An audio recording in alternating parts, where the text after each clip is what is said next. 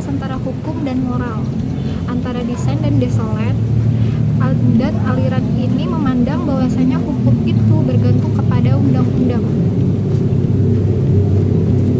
Dalam pandangan positif, hukum bahwasanya tidak ada lagi hukum lain kecuali perintah penguasa.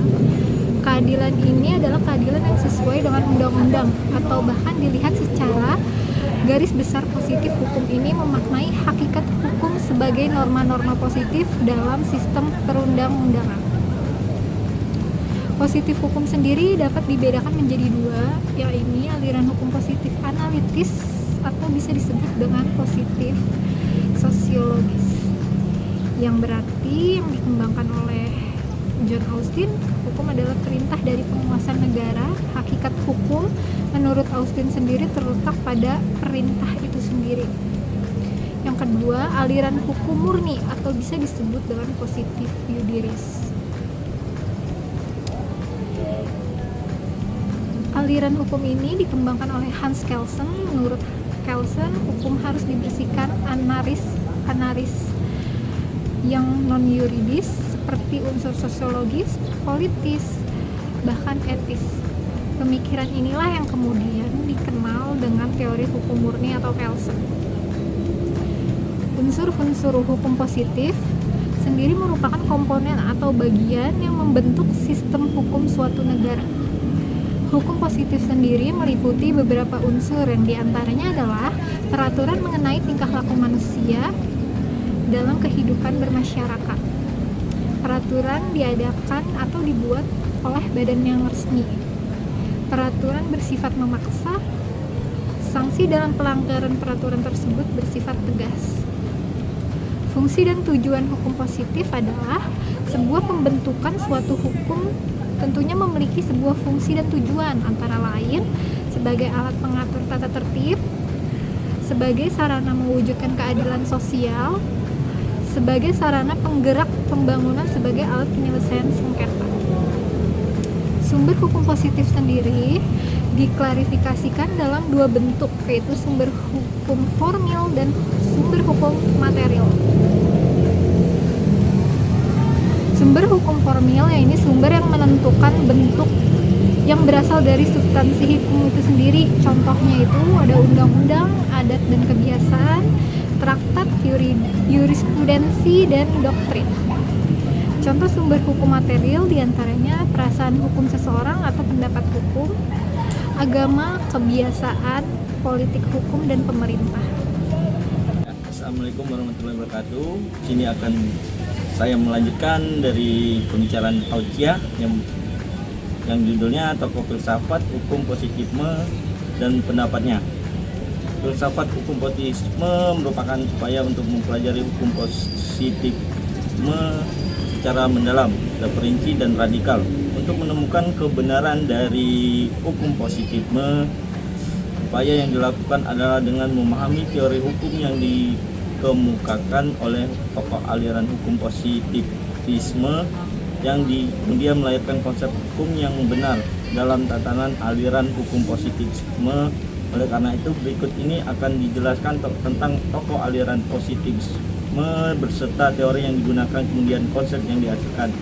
Yang pertama, tokohnya adalah John Austin, pemikir positivisme hukum yang dikemukakan oleh John Austin pada tahun 1790 sampai 1859. Beliau dikenal sebagai bapak ilmu hukum Inggris. Pendapatnya dikenal dengan istilah analytical jurisprudensi yang berpendirian bahwa hukum adalah perintah dari penguasa yang dituangkan dalam bentuk perundang-undangan. Jadi unsur yang terpenting dari hukum adalah perintah atau command. Oleh karena itu, hukum bersifat tetap, logis, dan tertutup, di mana keputusan-keputusan hukum yang benar atau tepat biasanya dapat diperoleh dengan alat-alat logika dari peraturan-peraturan hukum yang telah ditentukan sebelumnya tanpa memperhatikan nilai-nilai yang baik atau buruk. Hukum menurut Austin harus dipahami dalam arti perintah karena hukum seharusnya tidak memberi ruang untuk memilih atau apakah mematuhi atau tidak mematuhi.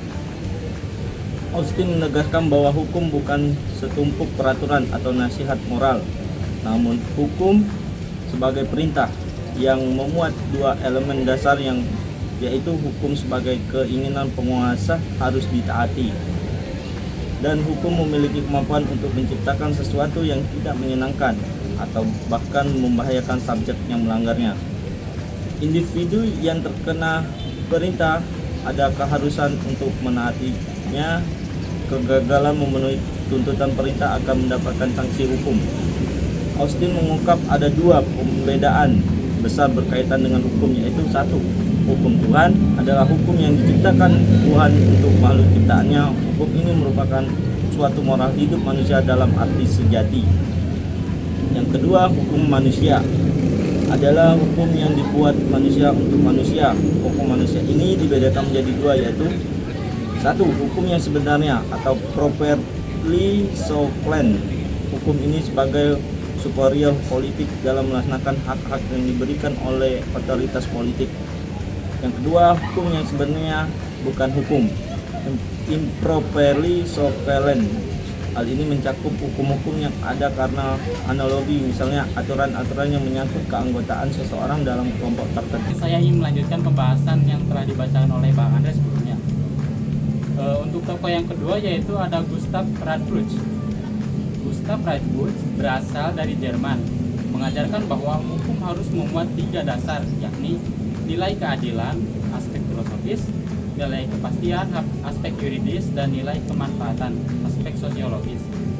Setiap peraturan hukum harus dapat dikembalikan pada nilai keabsahannya. Pada nilai dasar tersebut, Gustav mengkonsepsikan bahwa hukum sebagai paduan antara nilai-nilai yang harus diwujudkan dan kenyataan yang tidak boleh melanggar nilai-nilai itu. Nilai dimaksud adalah keadilan, oleh karena itu, pengupayaan keadilan harus diwujudkan dalam peraturan yang nyata, yang berwujud undang-undang. Pada perkembangannya, nilai kepastian itu menjadi inti dari ajaran rule of law. Untuk yang ketiga ada Hans Kelsen. Hans Kelsen seorang ahli hukum dan filsuf Austria, terkenal dengan teori Grundnorm. Mengkonsepsikan bahwa hukum adalah sistem norma yang didasarkan pada keharusan, di mana sistem norma ini penentuannya dilandaskan pada moralitas atau nilai-nilai yang baik. Pertimbangan yang melandasi sebuah norma bersifat meta-yuridis dan belum menjadi hukum yang berlaku.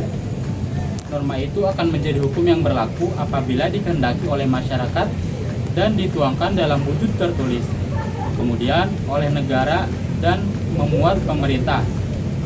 Hans Kelsen juga terkenal dengan ajaran teori hukum murni atau the pure theory of law, yang menjelaskan bahwasanya hukum ditaati bukan karena dinilai adil atau baik, namun karena hukum itu tertulis dan disahkan oleh penguasa. Paparan Hans Kelsen pada tataran hukum murni berfokus pada penjelasan tentang hakikat hukum dan bagaimana hukum itu dibuat. Hal inilah yang menjadikan ilmu hukum mempunyai objek studi, yakni perundang-undangan yang tertulis mengandung perintah dan sanksi apabila dilanggar serta dibuat oleh negara sebagai penguasa. Kemudian yang keempat ada E.L.A. Hart. E.L.A. Hart berasal dari Britania, adalah tokoh positivisme hukum yang mengkonsepsikan hukum mengandung ajaran yakni A. sebagai perintah dari penguasa yang kemudian ditulis oleh negara sebagai pemegang otoritas. B. Persoalan nilai hukum baik dan buruk harus dipertimbangkan ketika hukum itu dibuat. Yang C. Hukum positivisme mengandung sistem logika yang diberlakukan secara deduktif pada kenyataan. Yang D. Hukum tidak harus ada kaitan dengan moral dan dibedakan dengan hukum yang seharusnya diciptakan. Hart memisahkan antara das Sein dan das Solid.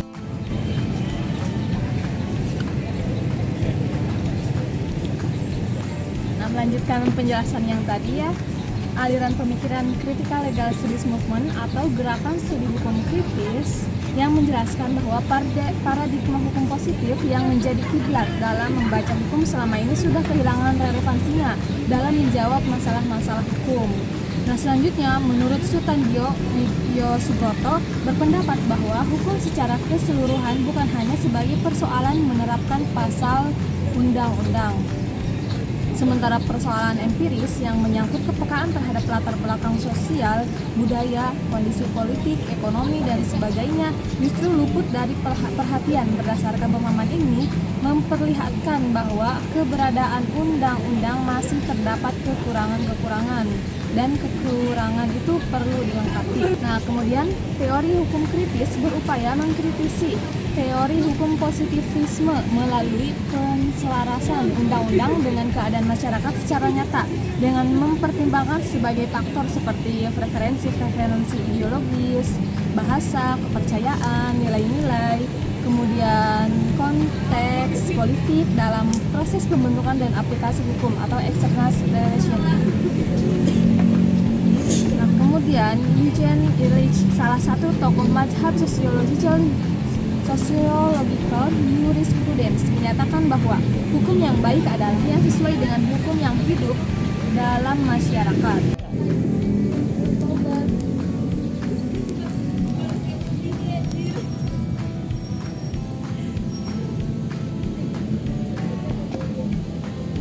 Nah, kemudian jika aliran filsafat positivisme dianalisis dalam sistem hukum di Indonesia, menjelaskan bahwa hukum di Indonesia memiliki dimensi budaya dan humanisme, tidak bisa dipahami secara sempit.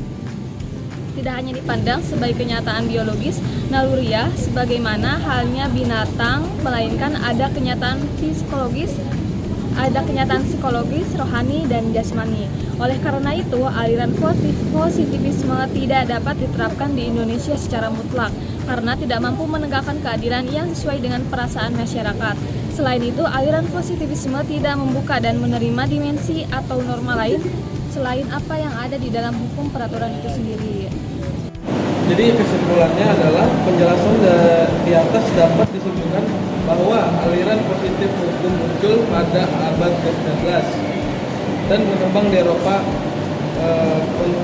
kontinental, khususnya Prancis. Latar belakang munculnya aliran ini adalah mereaksi aliran idealis yang ditemukan oleh aliran hukum alam.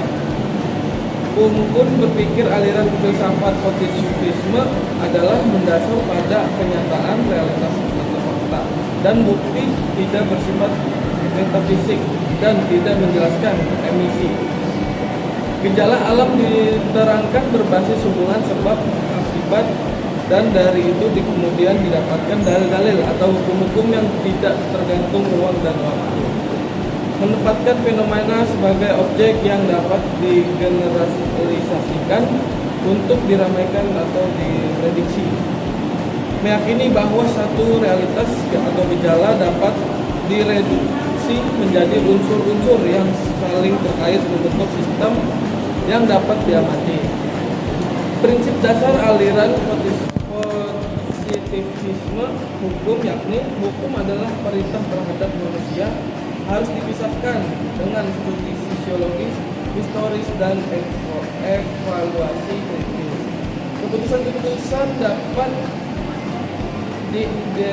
dideduksi secara logis dari peraturan-peraturan yang sudah ada lebih dahulu, tanpa merujuk pada tujuan sosial. Kebijakan serta moralitas tidak ada hubungannya antara hukum dan moral, karena moral adalah meta-yuridis. Kritik aliran positivisme hukum dilakukan oleh aliran hukum bebas, aliran hukum kritis, studi kritis, hukum modern, hukum progresif, yang kesemuanya itu dapat disimpulkan. Sekian dari saya.